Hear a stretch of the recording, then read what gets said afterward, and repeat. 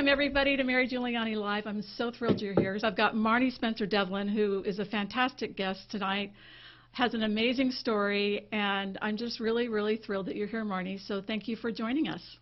Thank you so much for having me, Mary. Yeah. So before I get started, I always just like to tell our viewers just a little bit about what the purpose of the show is. Let me just get my headset here going. Basically, it's all about transformation. You know, it's all about showing up to get inspired by hearing other people's stories of what they've been through and how they've transformed. And Marni has an amazing story, and that's what really helped me in my whole transformational process. So every week I interview a guest, and then I also provide a coaching tip at the end of the program, and we also take questions from our viewers. So if you are wanting to ask Marni questions, make sure that you go to Mary Giuliani Live, or right above me, the Watch Live page on my website, and there's a little chat box right below the live stream where you can actually ask Marni questions. So with that, if you're on Facebook, we can't take questions on Facebook because I can only manage one chat at a time. So just go to my website right above me for the questions. And and if you are on Facebook, if you wouldn't mind sharing this stream while it's live, it really, really helps more people get the message and hear Marni's wonderful story and what she's up to. So without further ado, I just want to acknowledge Marni. She's an executive coach, an author, a speaker, and an artist. And she has like I said, an amazing story. And we're going to get to go through her story as well as how she's transformed in the 2 books that she's written. And so, Marni, welcome. I'm so thrilled you're here. It's so good to have you. Thank you so much for having me on your show, Mary. I'm excited to be here. Yeah, so, you know, before we did this show together, we've been friends for a little while, so it's been great getting to know you as a friend as well. And then when I read your book, oh my God, I mean, I have it right here, the Crawling into the Light. It was like, oh my God, just what you went through, you know, growing up in Germany and then coming here, and then your Iceberg Principles was just even more amazing. So I always like to start the interview with just getting a feel for, you know, where you came from and really how that impacted where you are today. So I know you were born in Germany, and actually, if you wouldn't give just a brief history of your mom. I mean, your mom was around in World War II and everything. So there's a lot, you know, that went on back then. So if you wouldn't mind sharing a little bit. Oh, it's my pleasure. Well, first of all, thank you so much for the very kind words and for talking about my book so nicely. You're very, very kind. Yes, I am from Germany. I'm born in Germany. And so the first book, Crawling into the Light, is my autobiography, and it talks about some of the things that I've experienced and that I went through. And I like to do a complete job, so I've pretty much done a little bit of everything horrible. So I was born in Germany after the war, and my parents had both been through the war, and so they were completely shell-shocked, and they were truly unable to function, and they weren't really in a position to raise a child. But here I came. I was my mother was always very verbal about the fact that she didn't want me, but here I was, and they really were not able to just have the bandwidth to have a child, a toddler in their life. So my mom foisted me off on one of my brothers. Very often my mother had two boys from a previous marriage, and he didn't come back from the war. So she's with 2 children and in the war and starving and hungry and no husband. He didn't come back. She didn't know where he was. And so she ended up finally, after 11 years, meeting and marrying my father, and it ended up in that second marriage. But again, my father was just as traumatized. He had been a fighter in the war, a pilot in the war, and had been shot down 14 times. So he was... Oh, my God. I mean, today we call it PTSD. In those days, they didn't have a word for it. So these 2 people that were absolutely PTSD got me And so my mother foisted me on my brother, as I said, and my brother ended up molesting me for the first 10 years of my life. And that was really the thing that shaped the thing. Molestation is a terrible thing. It's very widespread, and I don't mind talking about it because I know there's going to be very many listeners that are dealing with this. It's happened to them, and unfortunately it happens very, very much to people, or they know someone that it's happened to. The percentages are extremely high, and the reason it is so bad is that it happens during a time when the brain is supposed to be evolving and forming concepts of self-esteem or concepts about feeling safe in the world. And that process is literally interrupted when we're not feeling safe, and when we're being abused, and when we're being misused. During that process. And so those concepts don't form. So you end up walking into teenagerdom and into adulthood not knowing what those concepts are. And so we're struggling with feelings of unworthiness and not feeling like we belong. And that's as a result of that. So I really want to bring that out because I know there's going to be very many listeners that are. I know that after I wrote the book, so many people came to me literally from all over the world and said, boy, I've never told anyone. I've never said this out loud to anyone. But they're so ashamed. And it stops them from moving forward. Well, you know, I just was so, what's the word for it, impressed with your courage for just being completely out there about just your history and not having shame about it. And because so many people are, you know, for me, I mean, I had a lot of shame about my story.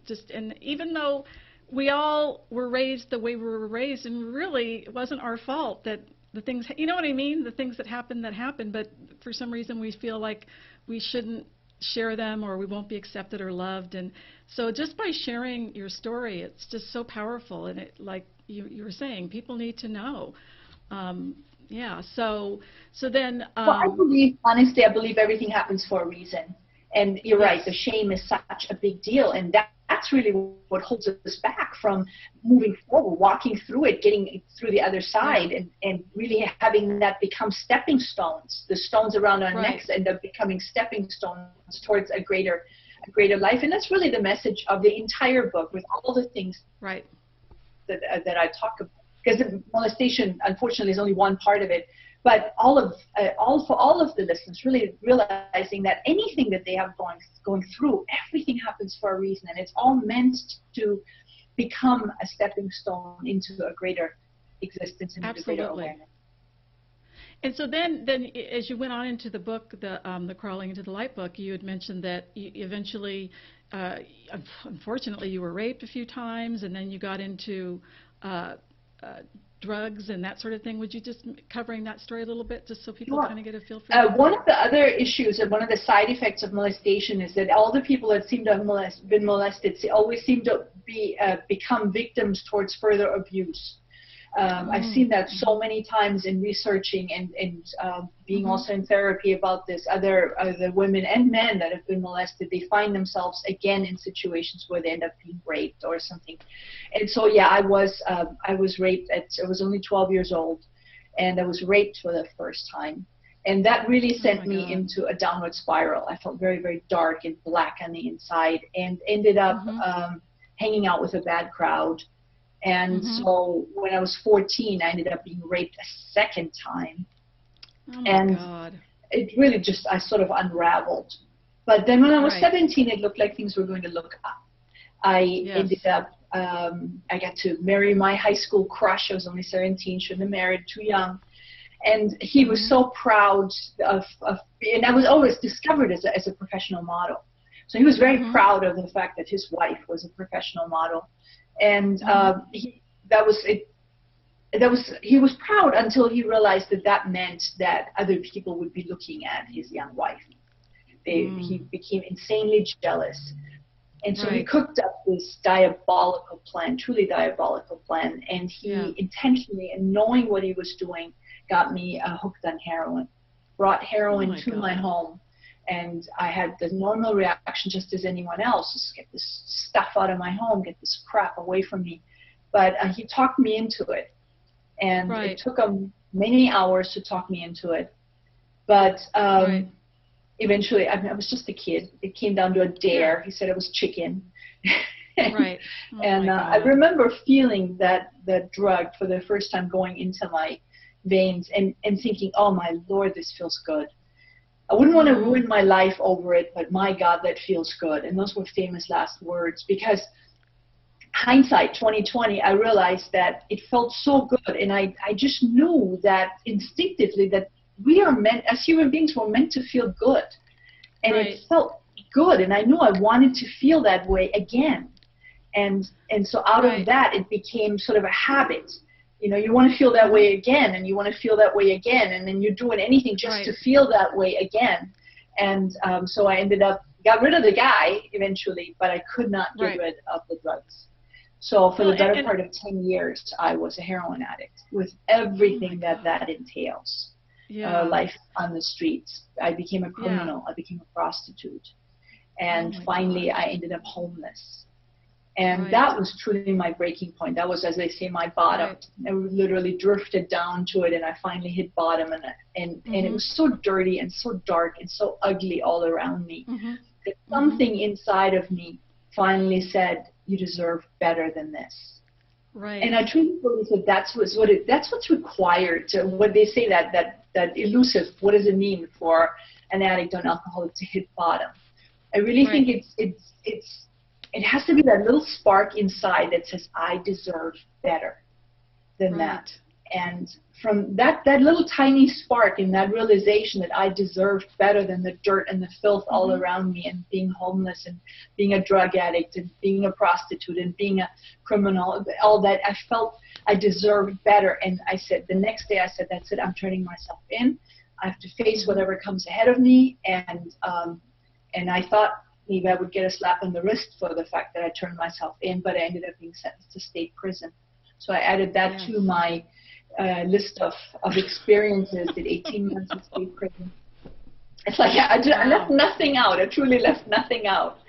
But that truly ended up being the best thing for me, the best experience. Well, like you said in your book, it was like you looked at it like rehab. And you I looked at it like rehab. I thought, okay, I have this time ahead of me. Nothing's going to change it. This is what I'm faced with. And I thought, it's a little bit like military. You're told what to do. You're sleeping there. You got your, So I thought, why don't I just look at it that way? And why don't I just make really the best out of it? And I tried to educate myself, and I tried to get myself physically really healthy and well. And by the time, at the end of my sentence, I was truly a new person. I was a completely different person. I was healthy again, and I felt strong. And someone gave me a chance. Someone gave me a job in marketing. And turned out I absolutely loved marketing. I really enjoyed it. Turned out I was really good at it. And then everything turned around. Within 3 years of that, I started my own company. And that thing grew into this multi-million-dollar enterprise. Ended up with 70 employees and this thriving company, and completely different life. So that's how everything turned around. And that's really the message that I'm trying to convey, that it took everything to get me to where I was, to that point. Well, what I was going to say is nothing is not overcomable. Yes, exactly. Well, what I was going to say, and it all started with just having a little spark of, I believe I deserve better, that even though you were living in a van outside of a junkyard, you believed that you deserved better. And even though you went to jail, you still rephrased it as, this is my opportunity. Pick your parts in Pacoima. Anybody in the Los Angeles area will know. Pick your parts in Pacoima. That's so funny. And so, and what was I going to say? The other thing that you wrote in Iceberg, I'm not sure which book it was, but it was something about that you can't divorce yourself. It's important to know that you can't divorce yourself from your past, neither should you try. Everyone's experienced adversity. very few get away unscathed. Instead of trying to bury it, I urge you to look for the treasure that's always hidden within it. And I just love that, because like I said, for me, part of me just, you know, I had a whole history with drugs and alcohol and, you know, all kinds of problems around that, and I didn't want anyone to know about it. And the reality is that it's one of the greatest gifts, because I can inspire other people to know that, you know, they can overcome that too. And I used to be very, very heavy. I used to be 150 pounds more than I am now, and I've been able to keep that off for 15 years. But there was a part of me that used to have a lot of shame about that. Like, well, what kind of a person would let themselves go to that level? And now I have compassion for myself, because that's what I needed to do to survive when I was a little kid. And it took what it took for me to get the lessons I needed to get. And now I can help other people. So just like you. But compassion for yourself as well as compassion for others. Oh, it's yeah. so easy though. Yeah. So then, I mean, here you are, you're running this multi-million-dollar company in Orange County, right? Wasn't it in Orange County? Yes, it was in Santa Ana, California. And you've got this beautiful, like, multi-million-dollar ocean view home in Laguna Beach. You're living, driving a Corvette. Life got pretty good. It got pretty fairy tale-like. I really literally had a mansion overlooking the ocean, and sports cars in the garage. I like fast cars. And for 20 years, my life was very, very good. It was really wonderful. And I grew with that, but then things changed one more time. My past sort of caught up with me, and I was diagnosed with hepatitis C. And it was just particularly bad. And eventually, the problem was that I couldn't take the treatment that they had at the time. It ended up knocking my heart out. And anyway, they gave me a year to live. They said, you have about a year to live. And that is truly a wild experience. I highly recommend that to everyone, because it's true. I mean, it sounds, I don't mean for it to sound glib. I like for it to sound funny. That's good. But when you really are looking at, this is it. I won't be around by Christmas. You know, it's February now. This is a really great time for us to look at. It's like, you won't be here by next Christmas. That is so mind-blowing, literally mind-blowing. And nothing less but a complete surrender will do. And the moment you absolutely surrender and you're willing to give your life even, it is so freeing. It is so freeing. Everything just opens up, and you see the things that are truly important. Things are not that important. Fast cars even are not that important, although I don't know, I'm still not sure about that.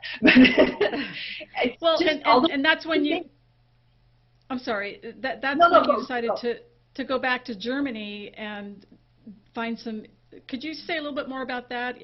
After you got really sick, you needed to leave the company because you couldn't work anymore. Well, I couldn't work anymore. My business partner ended up edging me out of the business. I didn't have income. I had this massive mortgage, you know, home overlooking the ocean. I had investment in properties that all had mortgages. And it was 2008 also, financially a ruinous year all over the world. So it was truly a perfect storm for me. So not out having income, I ended up having to sell everything at a loss and walking away with whatever I had. But I didn't really care that much, because I'm not going to be around by Christmas, remember? I only have a year. So I took everything sort of lightly. People kept asking, oh my God, you're selling your home. Are you okay? And I'm like, I'm fine. I'm not going to be here by Christmas, remember? So it was this surrender. And I had this strong feeling that I needed to go back to Germany and clean up the stuff with my family. I was very much with my brother who molested me, with my mom, just sort of clean all that stuff up. And that's where I went to Germany and I wrote my story. I also wanted my story to be heard. I didn't want my life to just be over for nothing. So that's why I wrote the book, Crawling into the Light. Oh, okay. I didn't know that was the impetus behind it. So thanks for sharing that. Yeah. Awesome. Yeah. So that's where I wrote Crawling into the Light. Really sort of went back to the scene of the crime and walked a lot of those streets, which was very poignant for me. And so I wrote that book there. And out of writing that book, I had so many realizations, so many just really ahas. And I had one very dear friend who sort of kept with me throughout the whole time via email, send me emails every day. And we had these discussions about life and the meaning of life. Because again, I was looking at mine's going to be over here very soon. And she asked me these very poignant questions about how my view about life and about why are we here and what are we doing here. Right. And in my emails back to her, I had these epiphanies. It really literally pulled it out of me, and that's where the idea for the Iceberg Principles were born. Right. And it was really inspired. I was writing and literally writing and reading it at the same time and going, oh my God, this stuff is really deep. And I suddenly became aware that I wasn't done yet, that I had more to offer. Okay. And that became just sure and clearly I was still alive. I was still feeling fine. I also got homeopathic treatments in Germany, which is something they don't really have over here so much. So I was really feeling very strong. And I ended up coming back to the United States, back to California, and I wrote the Iceberg Principles book. Got it tightened down and wrote the Iceberg Principles. And the thought behind that is and that's really what brings it all home, is the idea. The reason it's called the Iceberg Principles, because when you look at an iceberg, or even an ice cube, any of the listeners, put an ice cube in a glass of water and take a look at how little floats at the surface and how much of that ice cube is submerged underwater. It's actually a ratio of 4% is at the top and 96% is underwater. And so the idea behind the Iceberg Principles is that what's sitting in your chair, what's visible about you, that's your surface. That's your 4%. But who you truly are, your ideas, your talents, your characteristics, your purpose for existing. Right. Really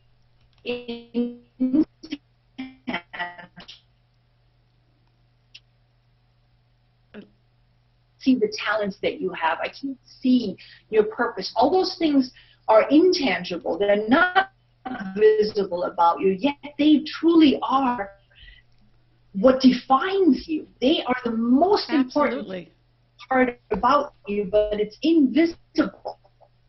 Right.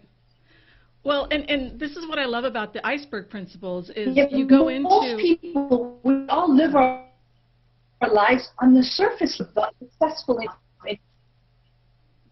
Right. Whatever. I'm here. We're having a little bit of a delay. Yes. We're having a little bit of a delay for some reason. I'm not sure why. Yeah. Okay, I think we're okay. Are we okay? Can you hear me now? Slowly fine. Okay, good. Well, what I wanted to so share the about the idea is that. Okay. Okay. So what I wanted to share was I love how you go into just how we're like individual consciousness in the sea of, we're like individual waves in the sea of consciousness. You know what I mean? And that every one of us really can only be happy when we're able to be reflected in what we put out in the world. You know what I'm saying? Yes, yeah, definitely. I mean, every one of us, none of that we experience, that we look as adversity, none of them are accidents. They're all, everything has meaning, everything has reason. Yeah. And it's all part of these ideas. The whole message is to just not look so much at the 4%. 4% is so tiny. It's just the surface level. Yes. Who you really are, your gift, talent, your purpose. And when your focus is on that, your life becomes completely different. Absolutely. You know, I just love the part of, sorry if I'm looking at, because I wanted to get the words right, but let's see. I know.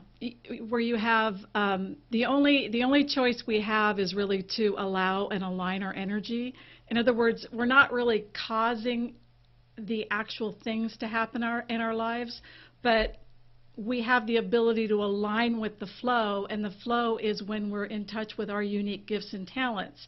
So it's like, I love your book because it totally aligns with my philosophy, which is there's almost like there's a mandate for us to follow our bliss and what we truly love, or we'll suffer. Does that make sense? Yes, it makes total sense. And look, we know that everything in nature has a reason. Like we look at horses. There are race horses and there are plow horses. And you know you couldn't take a racehorse and put it in front of a plow. It wouldn't do a good job, and that racehorse would die. Equally, you couldn't take a plow horse and you could set it on a racetrack. It wouldn't work.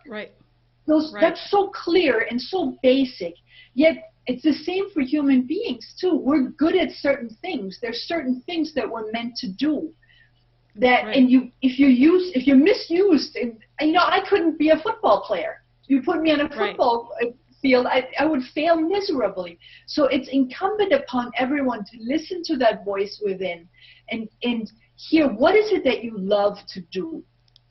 What is it that you're passionate about? Those are your indicators about what you are meant to do in life. You're literally born, you're built to do those things. That's why you're good at it. That's why you love doing it. So listen to that voice about what do you love to do? All the way down and in the moment, what feels like the best thing to do, and do that. People always go, oh, if everybody just did what they wanted to do, we'd have our anarchy. But that's not true. If everyone truly did what they wanted to do in the moment, really listened within, that's when you're aligning with your soul. That's when you're aligning with who you really are. That's when you're being a racehorse on a racetrack or a plow horse in front of a plow. You are doing what you're meant to be doing. It feels good to you. You're getting the most done. Because when you're playing your own game, you're going to be best at it. You'll only ever be second best when you're playing someone else's game. So have that faith. Take that step of faith and listen to your intuition about what feels good to do. What are you passionate about, and what do you feel like doing in the moment? And trust that's communication from your soul telling you what you're meant to be doing and how you'll show up best. And life's a heck of a lot more fun that way, too. Well, absolutely. I mean, you know, the reason I'm doing this show is because there's nothing more fun for me than to be in the conversation of transformation. So it makes perfect sense that I would want to do a talk show on transformation. Absolutely. The things that got in the way for me, which I think are very common for so many people, and even as a life coach, you know, for many years, was, well, before live streaming, it was like, well, it was the how. I got stuck on the how. Like, how am I going to get a show? This is back when you would have to have a studio and that sort of thing. And what I've learned is that you just need to start somewhere and trust that the how will be revealed. But if you just get stuck in the how, you know, it won't happen. And so I've had some major breakthroughs on that. And I love that you're writing about this. That we have to follow what we love. And the other thing that I think that is important to talk to so the viewers can talk about or listen is our culture teaches us just the opposite. I mean, you know, they teach us to, you know, feel good only when we're getting approval from external sources and having to buy their products and that sort of thing. So it really is about learning how to get in touch with who you really are versus what you think other people want you to be. Yeah, I mean, the surface level is completely screwed up. It has all sorts of skewed messages. Fit in with everybody else, look like everybody else, do whatever. Look at these happy people on TV. If you did what they were doing, then you too would be happy. And that's completely false. You need to do what makes you happy. Then you'll be as happy as they are. The messages on TV are completely skewed and completely screwed up. So people are very unhappy, and they don't understand why they are so unhappy. Is it because they're literally not following their bliss? They're not following what they're meant to be doing here. Right. And so life is not very meaningful. It becomes empty feeling. It doesn't become meaningful. When you're doing what you're passionate about, you have meaning, and you get fueled from within, and you have passion from within. And then all of a sudden, everything is self-fulfilling. Anyway, we are guided by our soul, if you want. Absolutely. It's sort of like we are literally, like you mentioned earlier, we really are as waves on the ocean.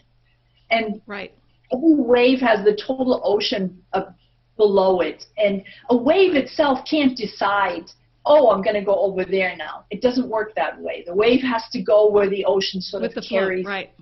We fool ourselves if we're thinking that we have this great autonomy. Oh, I can do anything. Because if you're doing something that doesn't agree with who you are, again, if you're that race horse and you're being stuck in front of a plow, you're not going to be happy because you're not equipped to deal with it. Do the thing that you love to do, that you're passionate about.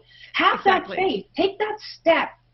And don't go, oh my God, what's going to happen if I did that? Like you're saying, the how. Well, how am I going to do that? It's never going to. If you just step, you'll get carried. The ocean will carry you to where you're supposed to go. If you just don't resist, don't put up all these blockages towards being who you're meant to be.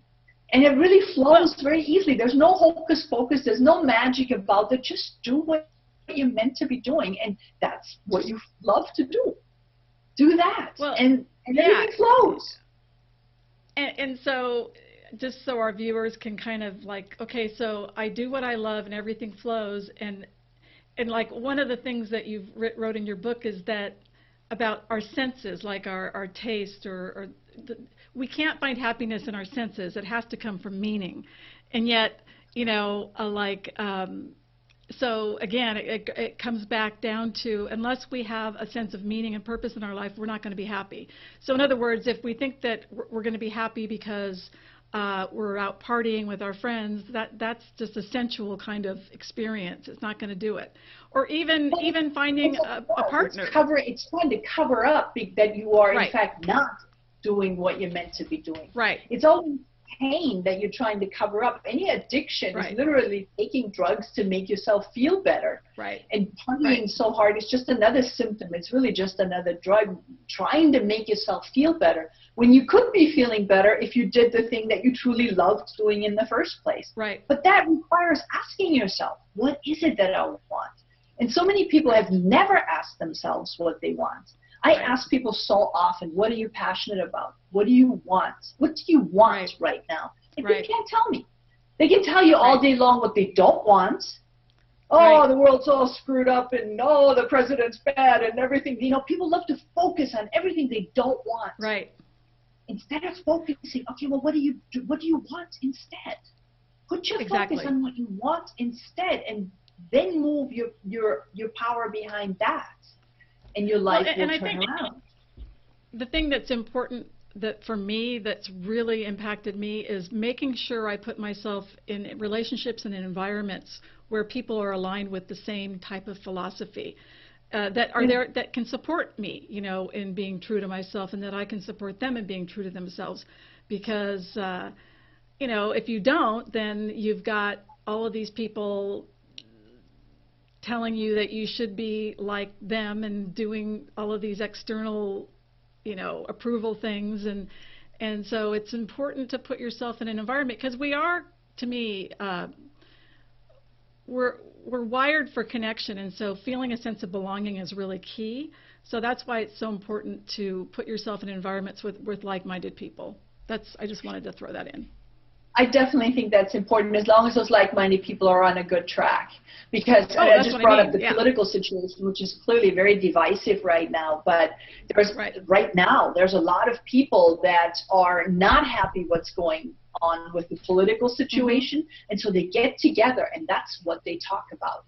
They get together, let's all have our friends over for dinner, and let's have a lovely time, and they end up spending the entire time talking about all this stuff that they don't want. So even though they're like-minded, and even though they're well-meaning, they end up focusing on what they don't want.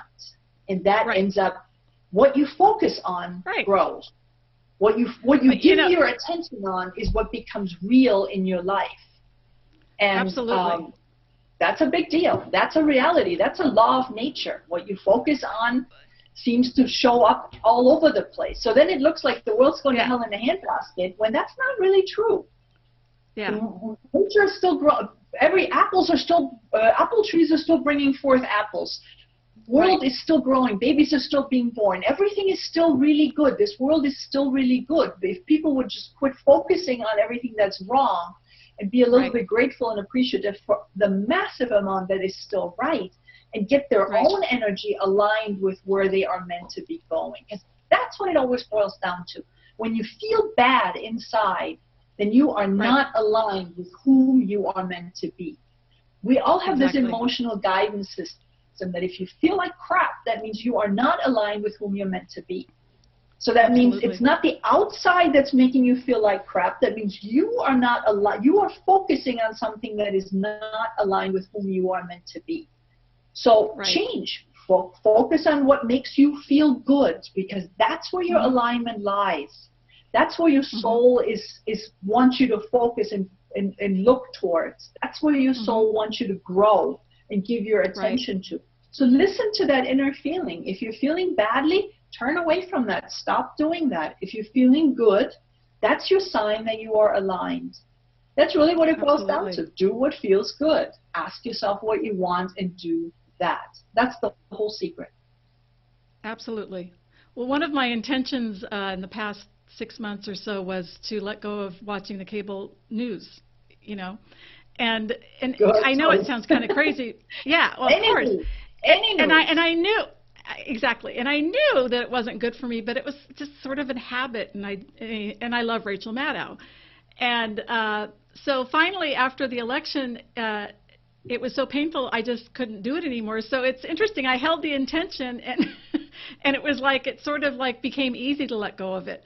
But the point is now when I just want to have a break and just consume some media of some kind, I will go to the YouTube channel of some teacher that I really like, or something that's uplifting and fun. And so the point is that I think we just get so ingrained in habits sometimes that we just have a difficult time letting go of those things. And the truth is just hold the intention and find replacements that are uplifting. Yeah. I think that's a really good point. I think we do sort of become addicted, and we're addicted to the news, and we want to come. Yeah, I want to just see. It's like a car crash. You can't really look away. And there's physiological reasons, and we don't have the time to go into why we do that, but there's reasons why we do that. But honestly, I think YouTube is an awesome option if you want to go. If I really want to just be mindless and watch the tube, I watch YouTube, and I watch a cat video. Laugh. Oh, I know. Yeah, I subscribe to Coal and Marmalade. I love their cat videos. Oh my God, they're fun. Or the puppies. I mean, that's better than listening to the news, because the news are not the news. The news are picking out the most gory things that have happened there today in order to draw your attention. They are not truly what happened today.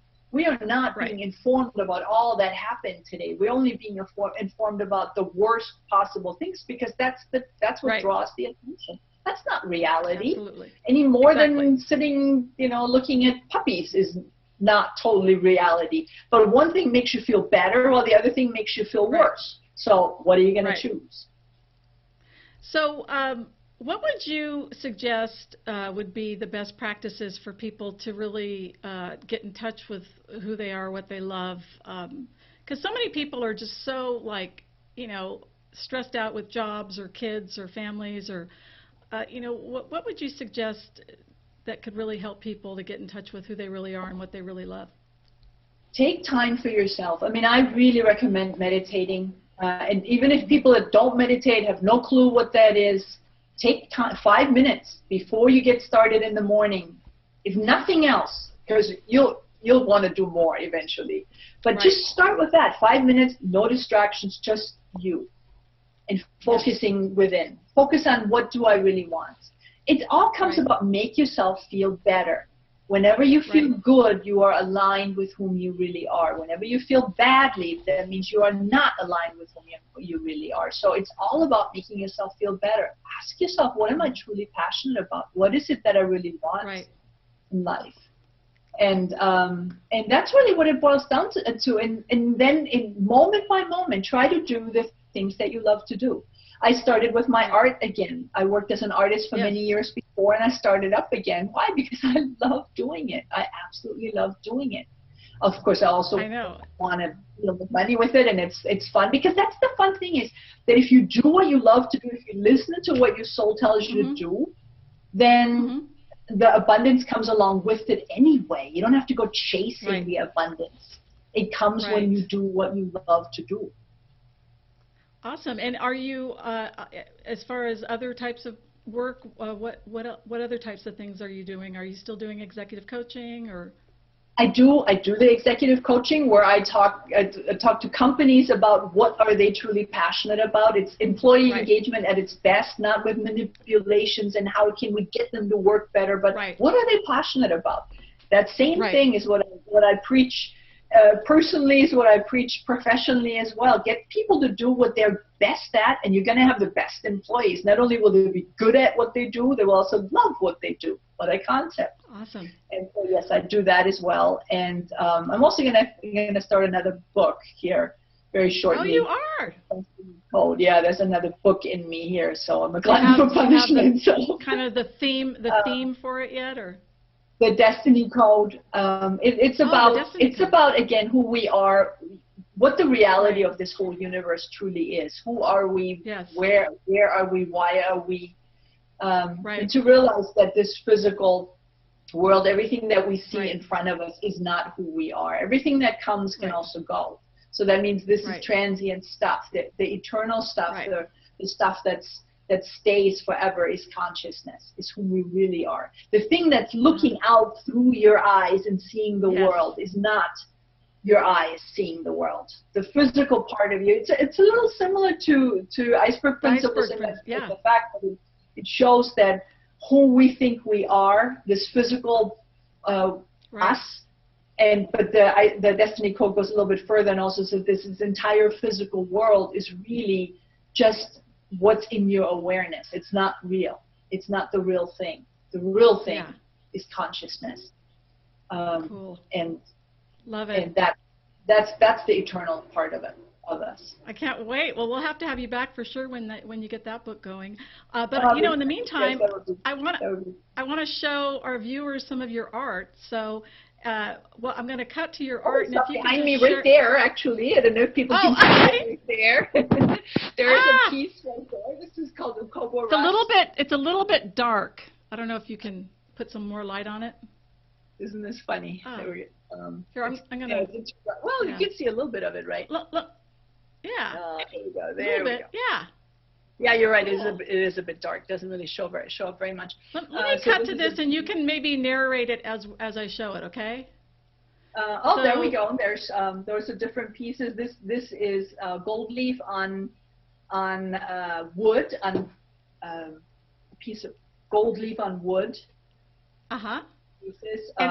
Yeah, I love those pieces. So this is. And those are and like I've worked a lot with plaster as well. Right. Like 6 separate pieces. Oh, good. You're going to get us some? I'm actually going to get juice on my computer so I don't run out. Do you have other pieces that you wanted to show?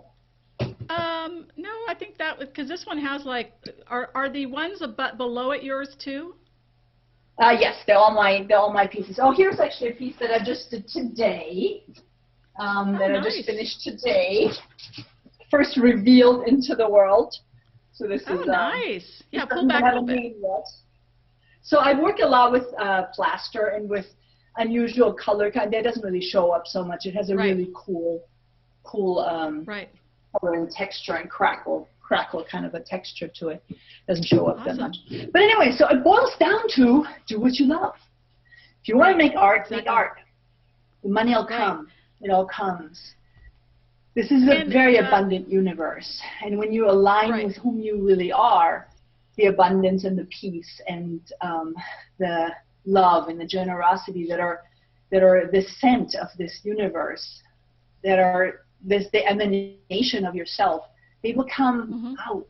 All the things that you love, that you yearn for, we yearn for those things because they are innately whom we are. So the more you allow yourself to be whom you really are, the more those innate qualities rise to the surface. Abundance is one of them. People always chasing after money. You don't need to chase after money. Just be who you are, and you'll always be taken care of. Everything's always fine. Awesome. And life is meant to be easy. Life is meant to be fun. Life is meant to be beautiful and appreciated. And the more you can do that, the more you can be in appreciation about all the things that you have versus looking at the things that you think you're lacking. The more you build those things that you are appreciating in your life. I think that's probably my biggest message. So these two books, where can these be purchased? They can just go to my website. My website is either MarniSpencerDevlin.com or PassionForProfit.com. That's the name of my company now. Okay. Passion, number 4, profit.com. No, PassionForProfitInc.com, excuse me. Okay. No problem. Or MarniSpencerDevlin.com. So both books are actually available on the website, or you can go to Amazon under my name, Marni-Spencer Devlin, and my books will appear there as well. So they're available for purchase there as well. Awesome. Actually, both on my website as well. It just leads to Amazon. And I just want to tell the viewers, oh my God, both of these books, I could not put them down. I'm telling you. I mean, I can't believe that this book has not been made into a movie. I mean, this is like the ultimate. On that right now, actually, it's funny that you should mention that. We're working on that right now. I'm actually rewriting the book again for movie purposes right now. That's actually how I'm filling my days these last. So the next couple of weeks, I'm going to be rewriting that book because movies, you know, it's a little bit different focus. Again, so so this is actually this book will be made into a movie. Oh my God, it'll be great. It's a long process. But it will definitely be made into a movie. I know it will. And then so we'll definitely love to have you back for your Destiny Code. That would be great. And also for the movie, whenever the movie comes out. We'll see. Okay, well, I think we need to wrap up since I just need to make a few announcements for next week's show. But I just want to say, Marni, this has been so fantastic. Thank you so much for showing up, doing all of your transformational work, and being here to inspire all of us to know that we can be whatever we want to be. As long as we follow our heart, things will flow, and you're the perfect example of that. So, okay, Marni, we'll see you next time. Thank you. This was such a blast. I really had a fantastic time. Thank you so much, and good luck with your show continuously. I know you're doing great work. Okay, thank you. Wow, that was so good. Thank you so much, Marni. Yes, please get these books. She's amazing. So I want to mention what we have next week. We have Sean Andrews, who just recently wrote a book, and it's all about it's called The Power of Perception. I hope I got that right. And it's about the gender divide. It's really about women's equality, and it's really a powerful book. So I can't wait to have her on the show, so make sure you tune in next Wednesday at 7 p.m. Pacific Standard Time. And you can watch the show either on my website, which is right above me, the Watch Live, or on Facebook, the page, which is Mary Giuliani Live. Also, make sure if you want to stay in touch with the guests that are coming up, that you sign up for my newsletter on my website, which is marygiuliani.net, and just go to the free newsletter. And if you could like my Facebook Live page, Mary Giuliani Live, that would be great too. I always give out a coaching tip after every interview. And so this week, since the Iceberg Principles are so law of attraction oriented, I wanted to put out a really cool exercise that I used to teach in my law of attraction class, which is really about focusing on why you want something versus just what you want. So, for example, let's say you wanted just a basic thing, like you wanted to lose 10 pounds. Instead of focusing on losing 10 pounds and how you were going to do that, you would focus on what are 5 reasons why you want that.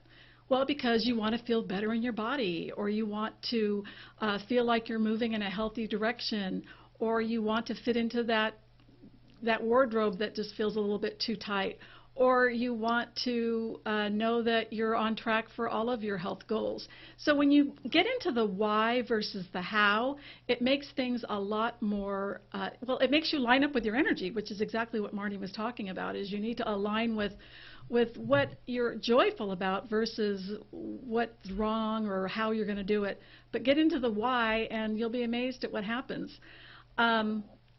And speaking of coaching, as you know, I am a transformational life coach, and I am just opened my individual practice for a very specific type of client. And I just wrote a blog post called Over 50 and Afraid of Dying with Your Music Still in You. And this was me for up until a few years ago. I knew that I wanted to get my message out there about my story and be in the conversation of transformation, but I just got stuck in the how. And so if you're a woman that's over 50 that knows that you really want to make an impact and really you're just like your soul is calling you to do that, I would love to talk to you about coaching, because I'm here to tell you that it's possible, and I'm doing my life's calling, and it's an amazing thing. So those are the types of clients I'm looking for. Go to my website, marygiuliani.net, and go to the coaching section.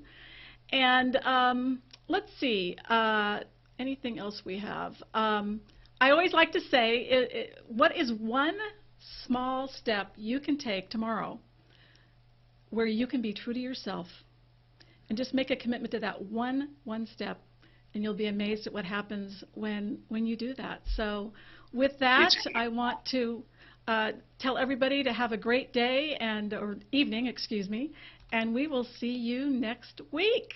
Bye-bye, everyone.